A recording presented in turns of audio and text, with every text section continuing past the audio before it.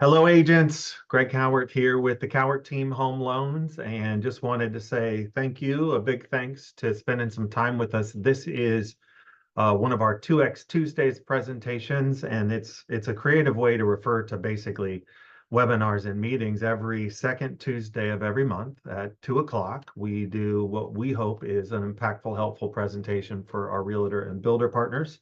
So this month you get me, and we're trying a different style. We're just going to send this out to you, kind of a podcast recorded webinar, and see if as you're driving around or getting ready in the morning, if you're able to tune in and listen to us here and if it makes it easier. So glad you could be with us. Let me make sure I'm sharing my screen. Here we go. Here it is. I've decided to do our presentation today on what you could have titled Working Smart. Instead, we're going with the title, Your Next Deal is Behind You.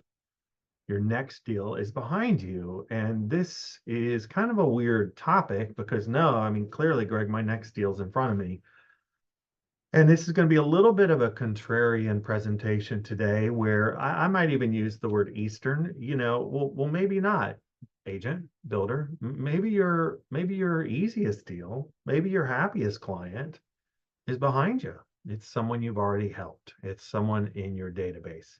And so that's what we're going to be talking about today, which is this contrarian view that versus walking around the street in a frantic state, shaking hands.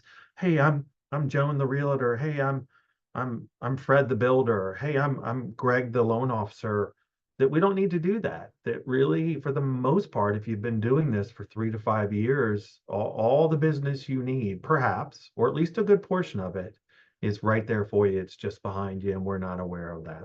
So thanks for joining us. We're going to try to spend maybe about 20 minutes just kind of going through some of this journey. And I feel like I'm entitled to do it. I call it Oh the Struggle, because after 22 years of helping people buy homes, and Jesse and me have been running a team together now for probably at least a decade, this is one of our greatest areas of weakness. And as I got ready to do this presentation, I called some top agents here in our Central Virginia area. And I got to tell you guys, if this is an area where you struggle, you're not alone. It just was really refreshing to hear high producing, wonderful agents say, Greg, this is the area of my business I need the most help with. Consistency, concepts, tricks of the trade. And so that's what we're going to talk about today. We're going to really not necessarily talk about the technicals. We may hit that a bit. We're going to talk about the whys. How do we grow our business? How do we overcome call reluctance? How do we work with our own database? What are some ideas about database? How do we maintain discipline, our own personal discipline as we communicate with the database? And I'll tell you, I'm qualified because we're really struggling here and we're enjoying the struggle. We're trying to go back through our database. It's something we've been doing now for about a year and a half. Who are these people? Do we like them? How do we talk to them? And we'll share some of that with you too. So, Jesse and I have really been working on this ourselves. I hope you can learn from some of our pain. All right, so let's go with a story time first. I am going to tell you a story of a meeting I had about a year ago with a lady I'll call Megan. She's a local realtor. And you guys, this person puts up big numbers. I mean, legitimate big top producer numbers. And as a lender, we're mostly concerned with buyer side type stuff. And she's mostly a buyer's agent. And so I just listened to her and was hanging out with her over a beer. And she's just talking about how awful her clients are. And the more I'm talking, I'm realizing, this person's not like-minded, like-hearted, which is really important to us. And by the way, I would encourage you to do that. One of my favorite agents has a rule that they don't work with assholes.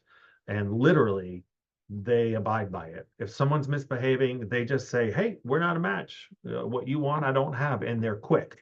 And I'll tell you, this guy's been doing real estate for over 20 years. He's learned the hard way that when we stick with someone who's not a cultural fit, we just end up going down a real painful path. So here I am, and I say to her, how long have you been doing this? And she's like, I've been doing this for about 6 years. And I'm like, so you're helping like 4 or 5 people buy a home a month? Wow, that's like 60 people a year. I mean, you've helped 300, 400 families buy a home. And Megan's like, yeah, I have. And I said, well, do you like any of them? And she goes, I don't really know. I don't think about that much. I just am really focused on Zillow or the internet or leads and where my next deal's coming from. And I said to her, I said, Megan, have you ever thought of like throwing a client party or calling your favorite people back? If you've helped 600, do you think you liked 100 of them? And she's like, yeah, probably about 100 of those people I really liked. Oh, and then she started telling me stories about how she misses some of her favorite clients. And this whole thing's going sideways now because I'm watching how much some of these people she cared about. And I say to her, I said, hey, how about this? How about I help sponsor and throw you a client party? And you would have thought you would have thought I looked at her like she was crazy, um, or that I was crazy for that matter. I mean, she never thought about her next deals by keeping in touch with her old deals. Like a lot of us, she is too busy um, focusing on the psychology of where the next deal's coming from. So remember, we're not great at this. Here's story time number two. I hire coaches. I would encourage you to do that. We're not the first people to ever do this job. It's a challenging job. So hire people that are better than us to tell us what to do. And this lady, I mean, we do a lot of business here. We're a good team. I'm really proud of our work. And the first thing she does is just starts beating me with a stick. She's like, you've been doing this for over 20 years and look at your ratings and look how many families you help. She's like, how much of this is coming from your past clients? And I'm like, I don't know. They call us back sometimes. She's maybe this many deals. And she's like, you're getting this many deals by just your clients occasionally calling you back and you're not staying in touch with them. She's like, Greg, that's remarkable. Greg, what would happen if you actually called your clients, if you stayed in front of them? And I said, I don't know what would happen. And she goes, well, here's the numbers. How many people do you have in your database? And I said, well, I've got about 5,000. And that's just from, I mean, some companies I've left and I've lost them. And she goes, well, our studies show that you're going to close approximately, give or take, 0.5% per month if you are great at your database. And so I do the math. All right, I can do this. 5,000, that's 50. I said, wait, that's like 20 closings a month. I said, are you jerking my chain? And she goes, no, a lot of people wake up and they don't worry about chasing the next deal. They worry about talking to their people and reminding them what they do and adding value. Have you ever thought about doing that? And I was like, oh man, I don't think they want to hear from me. That sounds scary because I've got the worst call reluctance. And so we started calling our database as a team, and we're all coming back and talking about how much our people wanted to hear from us and how glad they were that we called. And it really shattered this illusion of call reluctance. And this is what I'm really kind of here to talk to you about today. Um, you know, on one side of this slide is internet leads, referrals that are cold, door knocking, past leads, calling them back. On the other side are our friends, coworkers, our neighbors, our past clients. And if you're experiencing not wanting to, you have call reluctance and not wanting to honor your call blocks, what if it's because you're calling the wrong people? What if you could think about your favorite people? What if you reflected on somebody who had meaning in your life, maybe an advisor, a mentor, someone whose opinion you value? How would you feel? So think about that person. Think of someone just if they flash in your mind that you really respect. That you may, and most of us we lose touch with people we care about. Well, what if they called you and said, "Hey, Sally, how you been?" I mean, how's that feel? It's like, oh my God, you remembered me. Oh, I occasionally think of you and some things you've told me have stuck with me, and I'd love to tell you how I'm doing. I mean, it feels good. It feels good. Now think about an amazing past client or a challenging past client that you kind of had some friction with, but you made it through. What would it be like to talk to them? I mean, what do they remember about you? What sticks in their head about you?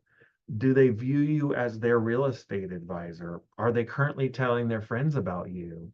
You see, we're all busy and our clients are busy too. And you don't need to, and we'll talk about this in a little bit, be all over. And we just need to remind them that they know a real estate professional. That's it.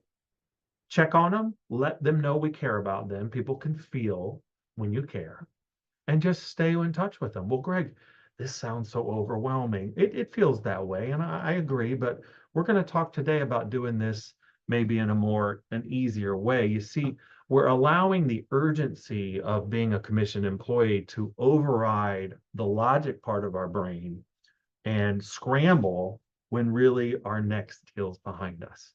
We can work with like-hearted, like-minded raving fans, and it's going to make us more likely to call them. When you prospect to people you like, you're going to do a better job of prospecting. So, I felt when Tammy told me this slide I'm on right now. Greg, are you aware that by not calling your database, you're letting them down? Are you aware that for some of them, the ones that you connected with, they wondered why you closed and never called them again? Do you view yourself as transactional or relational? Oh no, Tammy, we love our clients. We're definitely relational. Well, are you? Name your top 10 favorite clients. When's the last time you talked to them? And we all do that kind of, oh well, I saw them 2 years ago at the grocery store. But in terms of like making a concerted effort to keep in touch with them, I don't do it. I don't do it. And I know a lot of you don't do it as well. And some of you do it better than I do. And by all means, good job. I hope you're still going to find value in what we're saying. When we don't call people we've connected with, we're letting them down. And I think not keeping our professional obligation to them. Now, I'm going to try not to get emotional, but this slide hangs in our office. Because what it really comes down to is fear, and it's fear of rejection, or it's fear that we don't matter. They wouldn't want to hear from me, and we don't call.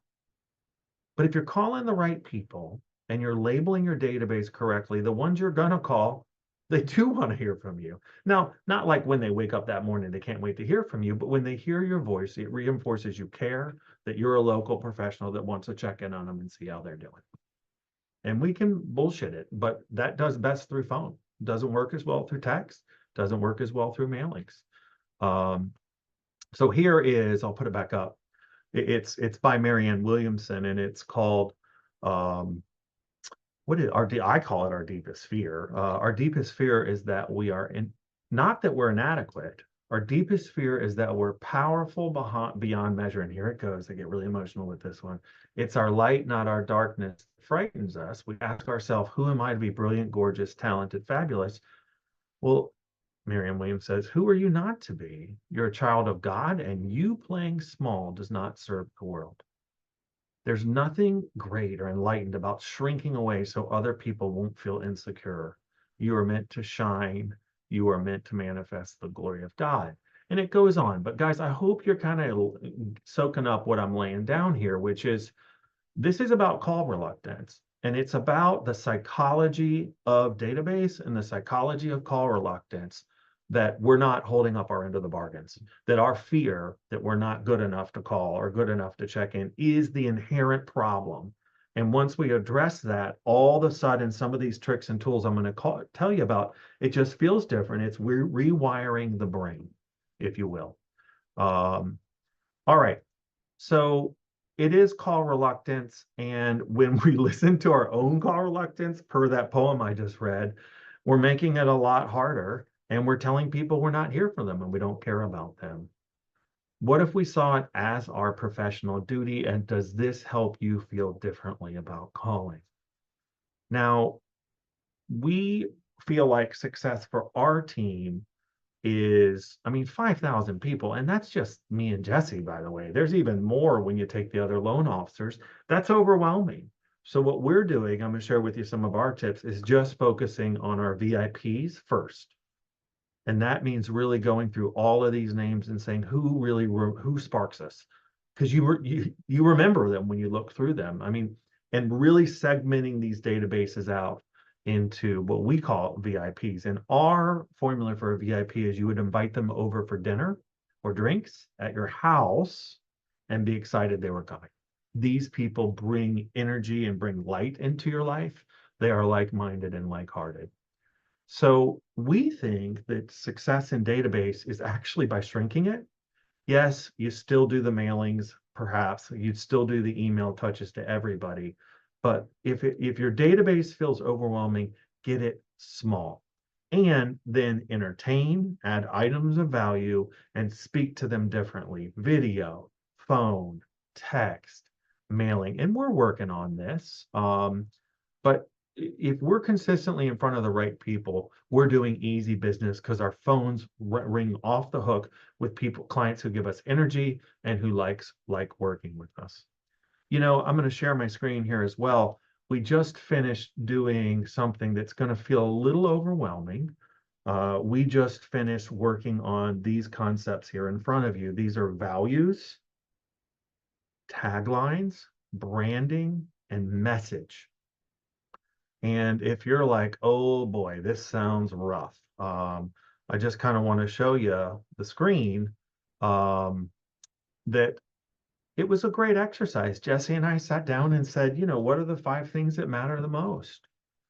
What are our values? I mean, what do we want people to remember? And then we worked on tagline, which is, you know, what do we want? What's a saying that best encompasses briefly, and I call it elevator pitch, what hits hard at who you really are. And Jesse came up with grow forward, because that's what we do. We help people move forward in their lives and grow with confidence or confidently. And that's what we do different than other lenders. Our people always know what's going on. They always know their plan. They always know their options. And they feel great not having to worry about all this stuff because we've done all the work up front.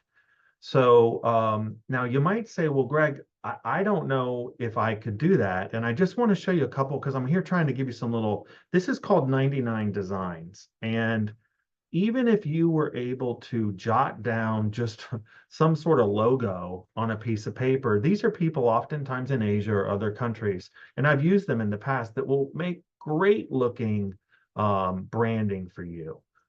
Really easy and very affordable as well. So don't think that this has to be like thousands of dollars. Some people spend that, but you'd be surprised if you do a little Googling what you could get away with. Well, Greg, how does this play into database? Because the consistency and clarity of brand color, values, why you matter, a quick elevator tagline, all this makes up brand. And if we're going to talk to our database, this really helps our database remember us more consistently. You don't have to have this, but I will tell you that through things like 99 Designs, it's not as expensive as you think it is. So today we're talking about not having to pay for internet leads, working on the foundation of our business, getting your voice refined, how to label your database, and you know when and how to talk to your database. Let me give you this little tip we're working on. You know, lenders call realtors. Well, who are realtors supposed to call? Well, we're working on the concept of vendors. So feel free, there's no new ideas to take this from me. I mean, how many business owners do you know who maybe have more than 25 employees? These are businesses you like, know, and respect. Hey, owner, could I bring your staff lunch and talk about home buying? How could I help your business? Could I talk about wealth building? Could I bring my lender in and talk about making a budget? Would these kind of HR kind of things help your girls and guys who you work with? And what we know is that the chances are super high that one of those people that comes to that event says, you know what? I've been thinking about buying a home and I really like George, or I really liked Jen. I think I'm going to give her a call. And I think we all know that by going out there and doing things like that, we are going to get ROI, return on our investment of time. So take that from us. We're really focused right now on VIPs, on vendors, and then we're really working on what we call our touches. How frequently do we communicate with the database through the year? Because look, Tammy already told me all the business I need isn't in front of me. It's not on getting a new builder or getting some realtor team to work with me. It's just by taking care of the people I care about behind me. And I know that's true for you guys too, because you're not on this call unless you're typically a top level type of agent. And there are a lot of you, and there's not all of you, as you know, are top levels. You've got to work with them just like I do. Um, Let me tell you another quick story. I call this tamales, and this is from another coaching company, and they tell the story. And if you work for my team, you've heard this story before because I love this story. And so these dudes are in LA and they're filming a video just like this, and they bring this guy in like off the street, and he's totally confused, and it's live. And let's call him Jose. He's definitely a Latin guy. And so they say Jose, and he doesn't even speak good English. And they're like, "Hey, what are you doing today, Jose?" And he's like, "Tamales?"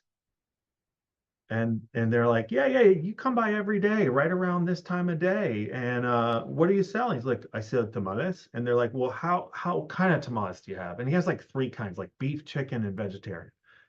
And they're like, "Well, what do you how does it make you feel when you walk in our office? Like you bang on the door and you come in and you say tamales.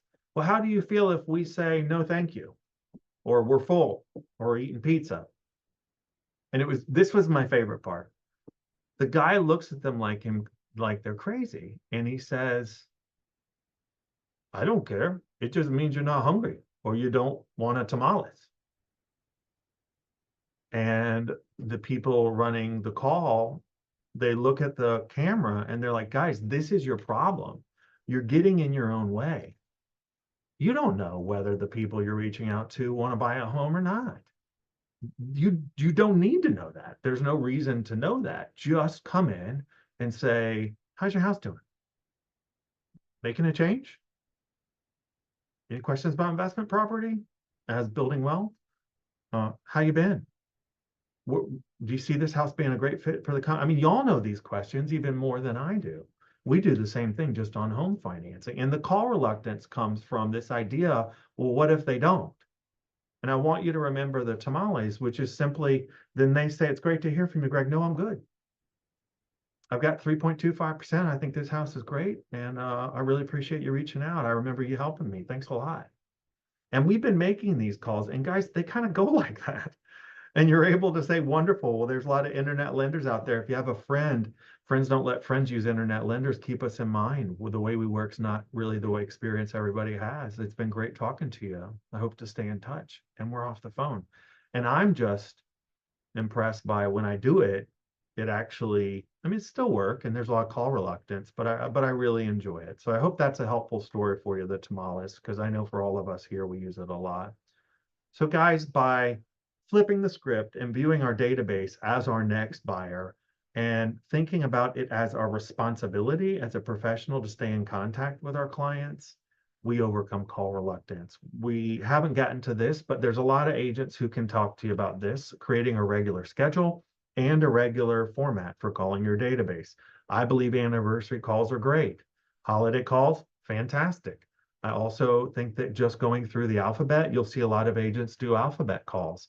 But putting that into your calendar and trying to protect it. And you know what?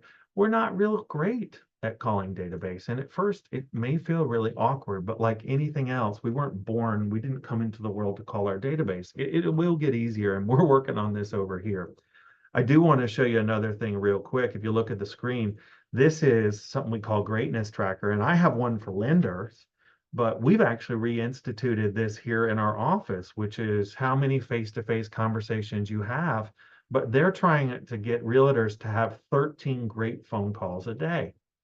Um, and what would your business be like if you had 13 great phone calls a day? So I can send this to you. In fact, we'll include this. This is through the core training, and people spend like $4,000 a month to be in core. And I'll tell you, I did it for 3 years. This is what it comes down to. It comes down to call discipline.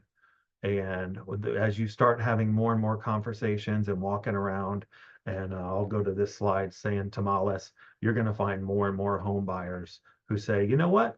I'd love a tamales. Let's roll. So And then I also want to highlight the concept of less is more, segmenting that database, letting the B, C, D clients go, focusing on just the VIPs if it feels overwhelming to reach out to your database. If it's not overwhelming or you're newer, maybe focus on your VIPs and your A's. It just helps it feel better. So for a final thought related to database, one of my favorite sayings is it's not what happens, but what we tell ourselves about what happens that creates our reality. And I think sales reluctance, call reluctance related to database, and this idea of being frantic and chasing, where's my next deal coming from, are both dysfunctions that we're really responsible for.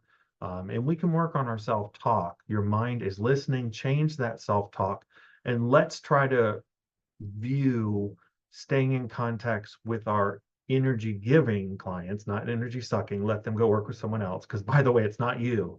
They're going to be that way with the next person too.